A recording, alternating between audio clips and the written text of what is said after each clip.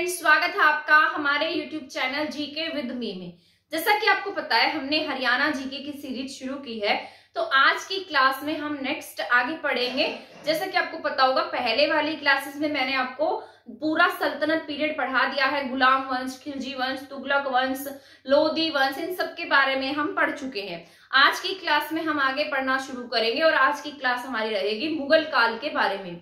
अब आज की क्लास से आपका मुगल पीरियड स्टार्ट हो जाएगा, जिसमें हम कंप्लीट मुगल पीरियड के बारे में पढ़ लेंगे और इसके बाद हम स्टार्ट करेंगे आगे जो हमारा टॉपिक रहेगा, जैसे ब्रिटिशर्स इंडिया में कैसे आए, उन सब के बारे में। ये क्लास आपकी सभी एग्जाम के पॉइंट ऑफ व्यू से जरूरी है।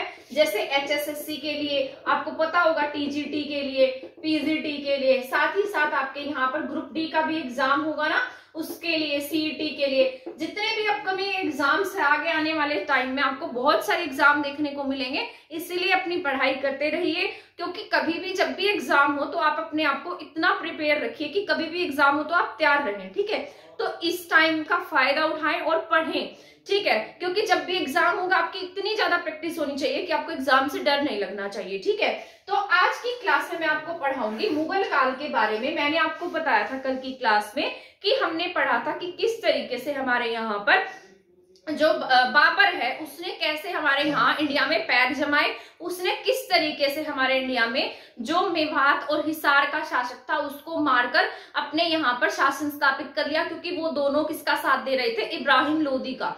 क्योंकि इब्राहिम लोदी का साथ किसी ने भी नहीं दिया था और वो क्या चाहते थे कि जो बाबर है वो इंडिया पर शासन स्थापित ना कर सके, जिसमें से हिसार का एक सारंग करके कुछ नाम था और मेवात के हसन खान मेवाती थे।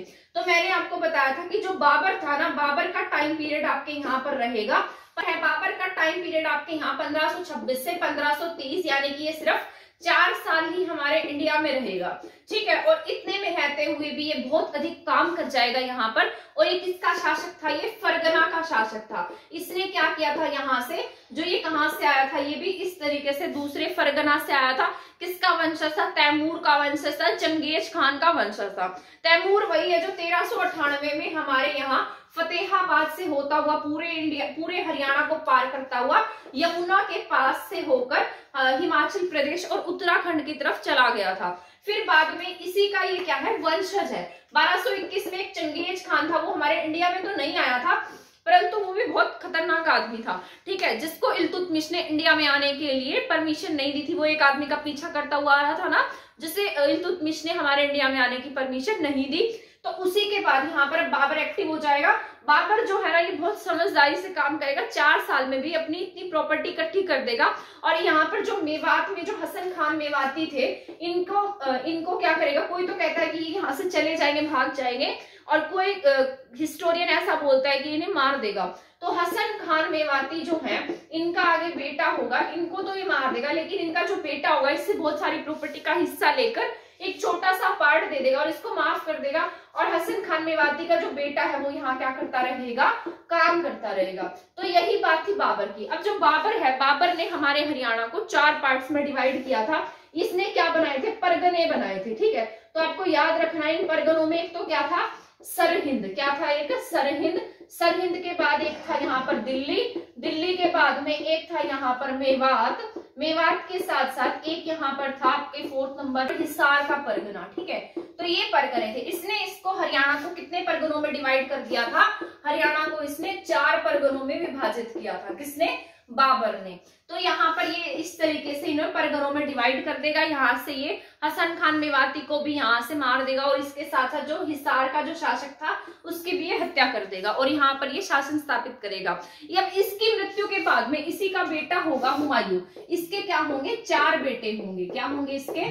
4 बेटे। ठीक है, बाबर के। लेकिन इसका जो फेवरेट बेटा है ना, वो कौन है? हुमायूं है। अब हुमायूं यहाँ पर 1530 से 40 के बीच में रहेगा। लेकिन इसी के बीच में हमारे हरियाणा में, मैंने आपको बताया था ना कि हमारे यहाँ पर इब्राहिम सूरी काम करेगा, उसके बाद में उसका बेटा, उसके बाद में अब यहाँ पर कौन आ जाएगा? उसी का पोता इब्राहिम सूरी का क्या है, पोता है, जिसका नाम क्या पढ़ते हैं हम, शेर शाह सूरी। क्या नाम है इसका, शेर शाह सूरी। ठीक है, अब जो शेर शाह सूरी है ये बहुत ज्यादा एक्टिव है, बहुत ज्यादा, इसको क्या करेगा, यहाँ से भगा देगा। हुमायूं के इतना बुरी तरीके से पीछे पड़ जाएगा कि हुमायूं को हमारा जो ये इंडिया है इसको छोड़कर ईरान भागना पड़ेगा। जब ये यहाँ से जाएगा ना जो हुमायूं है, तो ये थोड़े दिन के लिए कहाँ रुका था, फतेहाबाद में। तभी यहाँ फतेहाबाद से क्या मिलता है, इसका अभिलेख मिलता है, किसका, हुमायूं का। और ये अभिलेख कैसा है, ये जो अभिलेख है ये कैसा है, ये जो अशोक ने जो अभिलेख बनवाए थे ना, उसी के अभिलेख का एक पार्ट है, और दूसरा पार्ट कहाँ पर है,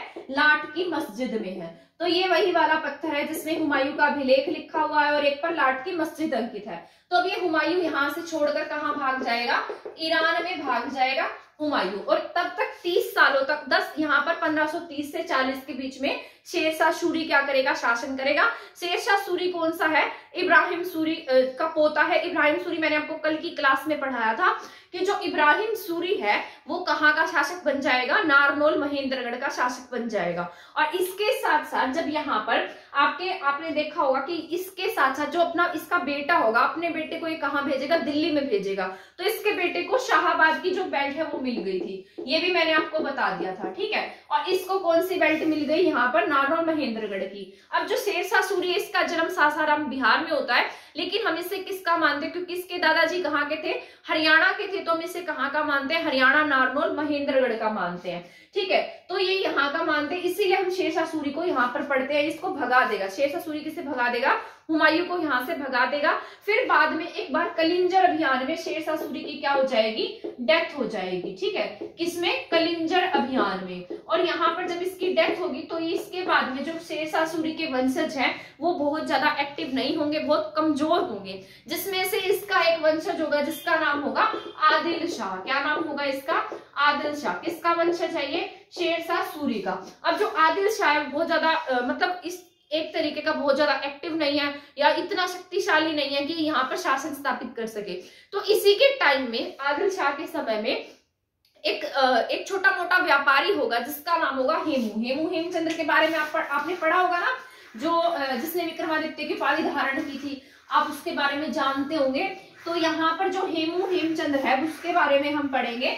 यहाँ पर जो आदिल शाह है वो बहुत ज्यादा शक्तिशाली नहीं है, बहुत ज्यादा स्ट्रॉन्ग नहीं है शेरशाह सूरी की तरह।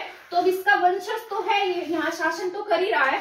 किसका वंशज है, शेरशाह सूरी। ठीक है, शेरशाह सूरी जो कलिंजर अभियान में क्या हो गया, मारा गया। इसका वंशज हुआ आदिल शाह। कौन है, आदिल शाह। पर आदिल शाह भी कैसा है, बहुत अधिक एक्टिव नहीं है, बहुत कमजोर शासक है। इसके बाद यहाँ पर एक व्यापारी होगा जिसका नाम होगा हेमचंद्र। क्या नाम है इसका, हेमराज भी कह लीजिए, यही हेमराज है, यही क्या है, हेमचंद्र है। ठीक है, क्या नाम है इसका, हेमचंद्र। अब ये क्या एक तरीके का व्यापारी है, व्यापार करता है, और ये किससे मिलता है, आदिल शाह से। धीरे धीरे यह काम करता है, बहुत अच्छा काम करेगा, व्यापारी तो है ही वैसे भी, और दिमाग का बहुत तेज है, तो यहाँ काम करने लगेगा, इतना अच्छा काम करेगा कि इस आदिल शाह को ये मतलब फेवरेट बन जाएगा। और धीरे धीरे काम करते करते इसे क्या बना देगा, ये पहले शहना ए मंडी। क्या बन जाएगा ये इनका, शहना ए मंडी। अब शहना का मतलब क्या होता है, हेड होता है। क्या होता है शहना का मतलब, हेड। तो ये क्या बन जाएगा, या मंडी का क्या बन गया, ये हेड बन गया। क्या नाम है इसका, हेमराज। तो पहले क्या बनता है, ये मंडी का हेड बनता है। अब मंडी का हेड बनने के बाद ही ये इसकी सेना में भी एक्टिव होने लगेगा, और ये इसे क्या बना देगा, अपना सेनापति बना देगा। किसे, हेमचंद्र को। और ऐसा कहा जाता है कि जो हेमचंद्र है ना, ये अपने समय में 22 लड़ाइयां लड़ेगा। कितनी लड़ाइयां, 22 लड़ाइयां। और 22 लड़ाइयों में क्या होगी, इसकी जीत होगी। यानी कि इसकी जो भी हिस्ट्री है पीछे वाली, उसमें ये एक बार भी नहीं हारा। तो आप यहाँ से अंदाजा लगा सकते हैं कि कितना पावरफुल हो जाएगा, टाइम के अनुसार क्या होता जाएगा, पावरफुल होता जाएगा। और इसमें ये क्या हो गया, यहाँ पर इसकी 22 लड़ाइयों में क्या होती है, जीत होती है, और यहाँ ये पावरफुल हो जाता है। और यहीं पर अब यहाँ पर जो ईरान में हुमायूं बैठा है, हुमायूं कहाँ है, ईरान में। तो यहाँ तक इस तक एक खबर पहुंचेगी, इसको पता लगेगा कि इंडिया में जो शेरशाह सूरी है ना, उसकी क्या हो चुकी है, अब डेथ हो चुकी है। अब यहाँ पर कोई भी इंपॉर्टेंट राजा नहीं बचा। इसके सेनापति हैं जो लड़ाइयां लड़ते हैं और जीत जाते हैं, पर यहाँ कोई भी जो मेन हेड है वो यहाँ पर काम करने वाला नहीं है। तो ईरान का जो राजा होगा, यहाँ पर ये ईरान के राजा के यहाँ रह रहा था, और ईरान का जो राजा होगा ना वो किसे भेजेगा, हुमायूं। अब हुमायूं का बेटा कौन है, अकबर। अब यहाँ पर कौन आ चुका, अकबर। अकबर कितने साल का है, 14 साल का ही है। एक तरीके से क्या है, ये बच्चा ही है। तो जो ईरान का राजा होगा वो अपने साथ में क्या भेजेगा, इसके साथ सेना भेजेगा। क्या भेजेगा, हुमायूं के साथ में बहुत सारी सेना भेजेगा, तोप भेजेगा, ठीक है। और साथ साथ एक आदमी को भेजेगा जिसका नाम होगा बैरम खान। क्या नाम होगा, बैरम खान। ये बैरम खान जो है क्या बनकर आएगा, अकबर का संरक्षक। क्या बन के आएगा, अकबर का संरक्षक बन के आएगा, ठीक है। तो ये बात आपको याद रखनी है, क्योंकि बाद में आगे आकर यही हमारे हेमू का वध कर देगा। तो जिस तरीके से ये चलता चलता कहां पर आ गया, हमारे इंडिया में आ जाता है, और इंडिया में आकर अकबर को क्या करता है, लड़ने के लिए भेजता है। अकबर की आयु कितनी है, 14 साल की है, ठीक है, 14 ईयर का ये अकबर। और इसका राज्याभिषेक भी आपको पता है हमारे हरियाणा में ही होगा। इसके बाद में जो अकबर है वो यहाँ पर आएगा इंडिया में, और यहाँ पर पानीपत में क्या होगी, इनकी लड़ाई होगी। कहाँ होगी, पानीपत में, ठीक है। कब की बात है ये, 1556 की बात है। 1526 में तो पहली लड़ाई, 1556 में सेकंड लड़ाई होगी। अब ये लड़ाई किस किस के बीच में हो रही है, अकबर और किसके बीच में, हेमू के बीच में। हेमू जो है आपको पता है, हेमू ताकतवर है, और सभी को ये आइडिया है, 99% लोगों को यही लग रहा था कि जो हेमू है वो जीत जाएगा और इस अकबर को यहाँ से मारकर भगा देगा। लेकिन वो कहते हैं ना कि 1% तो किस्मत भी काम करती है ना। तो यहाँ पर क्या होगा, 1% जो हेमू की किस्मत है वो क्या हो जाएगी, यहाँ धोखा दे जाएगी, जिससे इसकी 99% जो पावर है वो खत्म हो जाएगी। तो यहाँ पर अब क्या होगा, जो हेमू है ये लड़ रहा होगा, हाथी पर बैठा होगा, और लगभग गेम जीतने ही वाला होगा। मतलब ये जो युद्ध है ना, ये जो हेमू है वो जीतने ही वाला होगा। तो लास्ट पॉइंट पर इसकी आंख में आकर क्या लग जाएगा, तीर लगेगा, और ये हाथी पर बैठा होगा। जैसे इसकी आंख में क्या लगेगा, इस तरीके से आकर तीर लगेगा, और ये हाथी के ऊपर से नीचे गिर जाएगा। हाथी पर से गिरते ही इसकी सेना को लगेगा कि जो हेमू है वो मारा गया है, तो सेना क्या हो जाएगी, पीछे हट जाएगी। अब सेना जैसे ही पीछे हटेगी तो जो बैरम खान है ना वो भागा आएगा। यहाँ से जो बैरम खान है वो भागा आएगा, और हेमू का जो गर्दन है उसको शरीर से अलग कर देगा, और वहीं पर इसका वध कर देगा। और इस तरीके से जो ये बैरम खान है, अकबर है, ये क्या करेंगे, युद्ध को जीत जाएंगे। और हमारे हरियाणा पर पानीपत की दूसरी लड़ाई के बाद में फिर से मुगल वंश की स्थापना हो जाएगी। फिर से अकबर का, मतलब ये हुमायूं का राज आ जाएगा, और अकबर यहाँ पर क्या करेगा, शासन करेगा। अब 14 ईयर की एज में कौन बन गया है, अकबर यहाँ का बादशाह बन गया, ठीक है, क्योंकि ये तो बादशाह ही बोलते थे खुद को।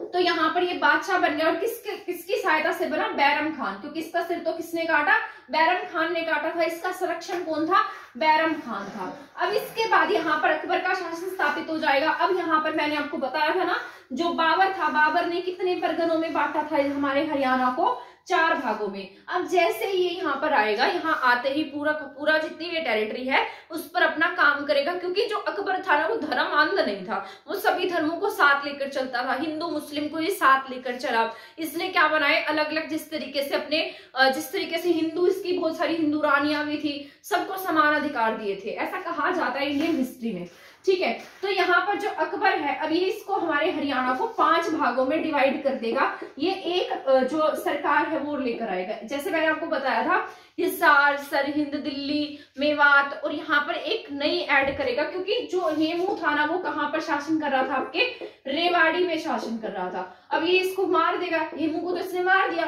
तो रेवाड़ी क्या यहाँ पर खाली हो जाएगा। तो यहाँ पर ये क्या बनाएगा, नई रियासत बनाएगा, जिसे नाम देगा रेवाड़ी, ठीक है। रेवाड़ी के साथ साथ हिसार, ये 5 परगनों में बांटेगा। हिसार के साथ साथ मेवात के साथ साथ दिल्ली, एक और थी ना सरहिंद, ठीक है, एक है सरहिंद। तो यहाँ पर ये 5 क्या बांट दी इसने, 5 टेरिटरी में हरियाणा को डिवाइड कर दिया इसने, ठीक है, क्योंकि उस समय दिल्ली, सरहिंद ये सब क्या थे, एक ही थे। तो यहाँ पर इस तरीके से ये 5 भागों में बांट देगा, और यहाँ पर अपना शासन स्थापित करेगा, टैक्स कलेक्ट करेगा, बहुत अच्छे तरीके से राज करेगा। अब अकबर के बाद हम पढ़ेंगे इसी के बेटे जहांगीर के बारे में, ठीक है। जहांगीर के बारे में हमारा पढ़ना इसलिए जरूरी है क्योंकि वैसे तो जहांगीर से रिलेटेड हमारा इतना कुछ लेना देना नहीं है, क्योंकि जहांगीर ने हरियाणा में इतना काम नहीं किया।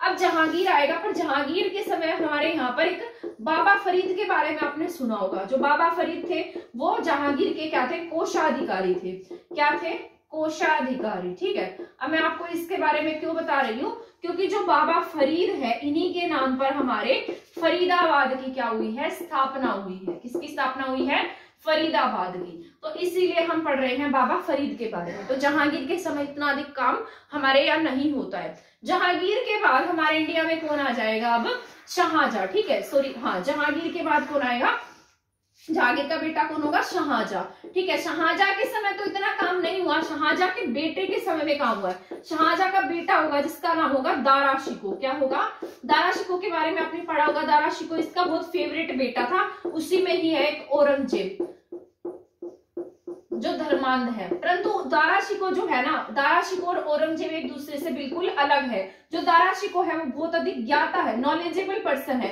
इतना ज्यादा लिटरेचर इसने पढ़ा है, इतनी ज्यादा भाषाएं ये जानता है, ये बहुत अधिक ज्ञाता था, नॉलेजेबल था। और शाहजहां क्या चाहता था कि मेरा बेटा जो दारा शिकोह है ना वही क्या करे, आगे शासन स्थापित करे, जो कि परंतु जो औरंगजेब है वो इससे चिढ़ता था और इसी वजह से अपने पिता से भी चिढ़ने लगा कि दारा शिकोह को इंपॉर्टेंस क्यों दी जाती है। तो जो दारा शिकोह है ये हम इसका संबंध हमारे हरियाणा से इस प्रकार है, ये कहाँ रहा करता था, पलवल में। ठीक है, ये ज्यादातर टाइम अपना पलवल में स्पेंड करता था। और पलवल क्या था, उस समय का सबसे छोटा इक्ता था। क्या था, सबसे छोटा इक्ता। और सबसे बड़ा इंपोर्टेंट इक्ते की बात की जाए तो इंपोर्टेंट इक्ता कौन सा था, सबसे इंपोर्टेंट इक्ता था हांसी, जहां से बहुत अधिक टैक्स कलेक्ट होता था। इल्तुतमिश वहां का इक्तेदार बना था। तो जो दारा शिकोह था वो मोस्ट ऑफ टाइम पलवल में रहता था। और इसके गुरु थे जिनका नाम था शेख चिल्ली। क्या नाम था इनका, शेख चिल्ली। तो ये किसके गुरु थे, दारा शिकोह के। तो शेख चिल्ली जो थे वो दारा शिकोह के गुरु थे। अब दारा शिकोह के जो गुरु थे, शेख चिल्ली की डेथ हो गई तो इनको क्या देना चाहता था, एक समर्पण भाव से इनको श्रद्धांजलि देना चाहता था। तो अपने पिता के पास में गया, शाहजहां के पास गया। तो शाहजहां को जाकर बोला कि मेरे इस तरीके से गुरु हैं, मतलब गुरु थे, तो मैं उनकी याद में कुछ बनवाना चाहता हूँ। तो इस तरीके से शाहजहां ने इसकी हेल्प की, इसको पैसा दिया और दारा शिकोह ने अपने गुरु की याद में क्या बनवाया, मकबरा। तो शेख चिल्ली का मकबरा कहाँ पर है, आपके थानेसर कुरुक्षेत्र में है। कहाँ है, शेख चिल्ली का मकबरा। तो शेख चिल्ली का मकबरा कहाँ है, आपके थानेसर कुरुक्षेत्र में। इसने क्या बनवा दिया अपने गुरु की याद में, थानेसर कुरुक्षेत्र में शेख चिल्ली का मकबरा बनवाया। इसे ही क्या कहा जाता है, हरियाणा का क्या है, ये हरियाणा का ताजमहल है। क्या है, हरियाणा का ताजमहल। कभी जाओ तो आप देख कर आना, अच्छा बना हुआ। तो क्या है, ये हरियाणा का ताजमहल है। कहां पर, थानेसर कुरुक्षेत्र में, शेख चिल्ली का मकबरा।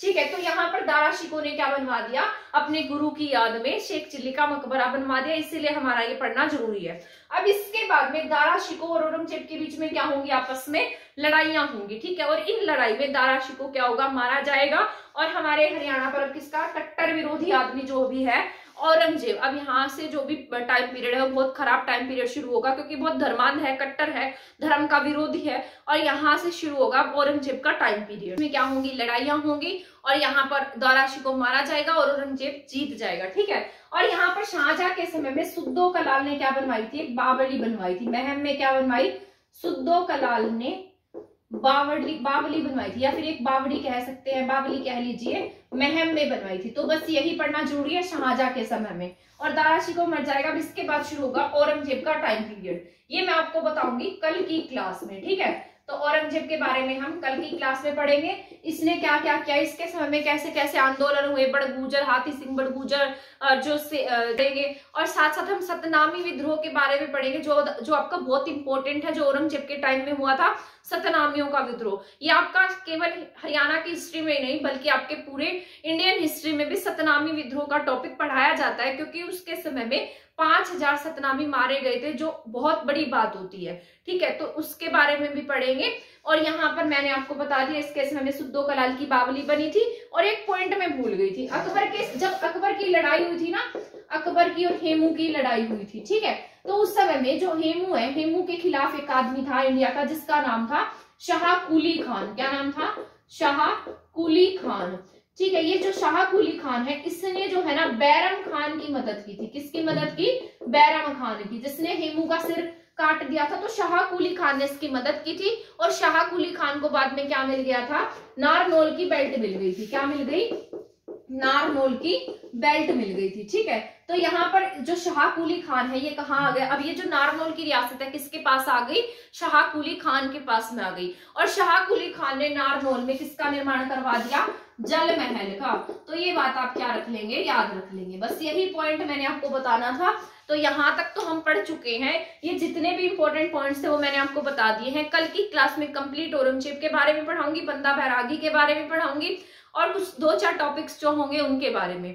तो तब तक हमारे चैनल के साथ बने रहे। एक क्लास आपको 1-2 दिन में बजट की क्लास देखने को मिल जाएगी। मैं डेली कहती हूँ, मुझे पता है, पर मैं जो डेटा है वो मेरा कलेक्ट हो चुका है। कल परसों तक मैं उसकी क्लास बना दूंगी, तो वो आपको हमारे चैनल पर देखने को मिल जाएगी।